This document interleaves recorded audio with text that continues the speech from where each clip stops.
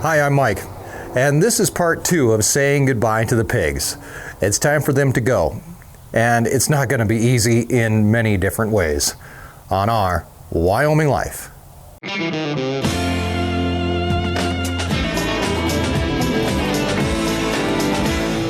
The pig stalls are now empty and all is quiet over here, which just a few hours ago was full of all kind of noises. The cute little oinks, the annoying barking, and Erin and I making a few noises ourselves as we got them loaded on a trailer for their trip to Sturgis Meats, where they're going to be inspected and processed into pork, which we sell to our local farmers market customers. The journey of the pigs started last Saturday. Actually, it started months ago.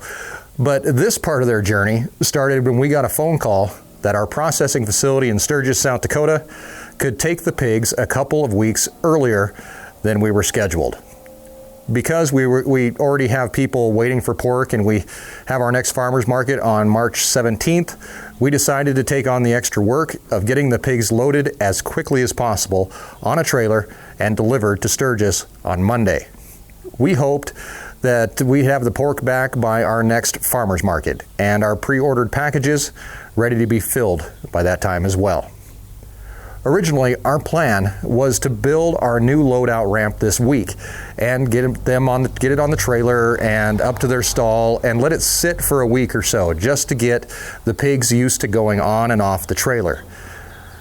I guess that would have, we would have fed them in the trailer to give them a reason to climb up in and, got them used to it, a lot more comfortable with the whole idea of getting on and off the trailer. With the haste, we actually had to get these guys out of here, and you know what, that plan went up in smoke. On our last video, we got the news that we'd be moving the pigs early, so we built a loadout ramp for them because we didn't have a way to get them out of the shed and onto the trailer. And that's pretty much where we left off. The ramp was built in the shop, we took it out, we got it installed onto this shed. We're gonna pick up there today, right there at that point, and give you the rest of the pig's journey off the ranch. With the new ramp in place, we still have a few steps to complete before we can start loading the pigs onto the trailer. When it gets to that time, Erin's going to come out and give us a hand. But before we get there, we're going to have to do something to make it a little bit easier for the pigs to climb the ramp. The ramp right now is slick, and we're going to start today by cutting on the table saw some 1/2-inch runners for the ramp out of 2x4s. Once we have a bunch of them cut out, we grab our DeWalt cordless finish nailer to attach them to the ramp, loading it with 1.5-inch nails, and then taking our supplies over to the shed, where the ramp and the pigs are waiting patiently for us.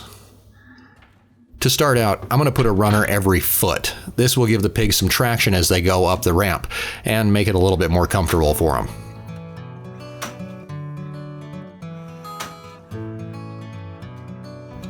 After putting one every foot, I still have a few left, so let's add some more in between as they head up the ramp. The more traction, the better. With the runners complete, then I can try a trick that we use when we're moving calves up the ramp and to load into a trailer, adding some dirt onto the ramp. I'm not sure if this is going to make a difference with the pigs, but with the calves it surprised me how much of a difference it made and how easy it was to move calves up the ramp and onto a waiting trailer. It's not that much more work, and it might make all the difference. Or it might not, but it's worth trying. The next thing we have on our list is to bring in a few panels into the stall where we're going to be loading the pigs out of, breaking them out of the snow and ice, and getting them into the stall. By making a smaller area, the hope is that it'll be easier to get the pigs up and onto the ramp and in turn onto the trailer. These panels will create a small 10 by 10 foot pen that we can get the pigs into and push them up.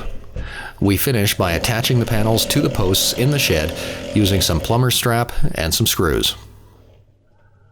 With our makeshift corral done, we head back outside, this time to get the trailer ready, adding some bedding that will hopefully make it easier to clean out when we're done. We still have a while before Erin can get out here and help, so now is our chance to weigh a couple of these big boys. When they first came to the ranch, they weighed about 10 pounds, and they should gain weight at the rate of anywhere from a pound to a pound and a half per day. Our portable scale works great for this task, and it has a capacity up to 600 pounds. After placing the scale in the stall, we then put a cage on top of it, first letting one of the smaller pigs in and locking him in, putting him right about 250 pounds. These pigs have been on the ranch for about 200 days, so the numbers work out right for him, and he's the smallest one in here. Next, we're going to weigh one of the bigger ones, and he tips the scale at more than 300 pounds. Their weight reminds me of two things: that I hope they load up okay, because dragging a 300-pound pig into the trailer is going to be impossible, and also to keep my toes out from underneath them. If one steps on you, you're going to feel it. With the weighing of the pigs out of the way, we can call it good and get the cage and the scale out of the stall. And it's just a matter of waiting for Erin to get out here and give me a hand. When Erin arrives, it's time to remove the blockade keeping the pigs in their other side of the stall and let them into the stall that we're going to be loading out of. Somehow, I get the feeling this is going to be the easiest part of our day. We move the pigs into the small corral we created with the panels, and the process of moving them into the trailer begins. Slowly.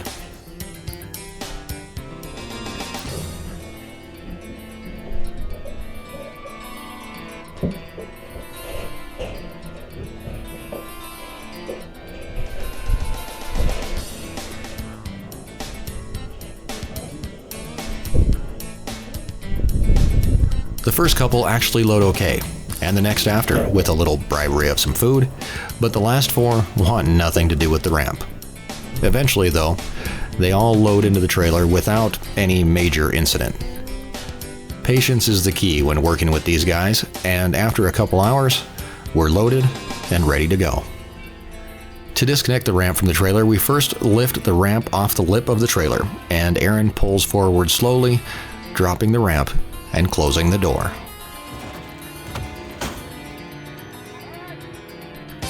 With plenty of food in the trailer for them, we can now give them some water, and they will wait in the trailer overnight for their big trip tomorrow.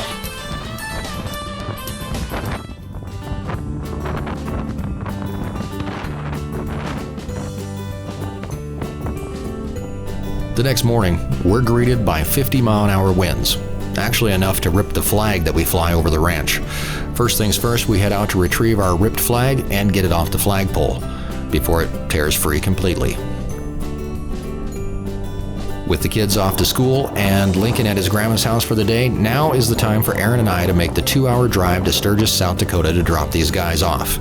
Hitting the road, fighting the wind for the first 20 miles or so until the weather straightens out and the roads clear up, turning into a decent ride over the border and into Sturgis, the home of the Sturgis Motorcycle Rally in August of every year, which drives the population of this small town to over 1 million people.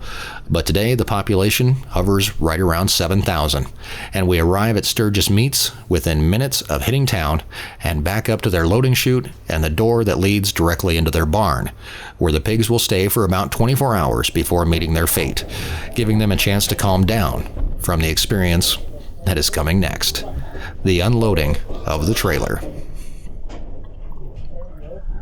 With the help of Sturgis Meats employee Dave, we start by moving the pigs into the back compartment of the trailer and proceed to move the pigs off the back. It's amazing to me. They don't want to get on the trailer in the first place, and now when it's time to get off the trailer, they don't want to do that either. Pigs can be stubborn, that's for sure.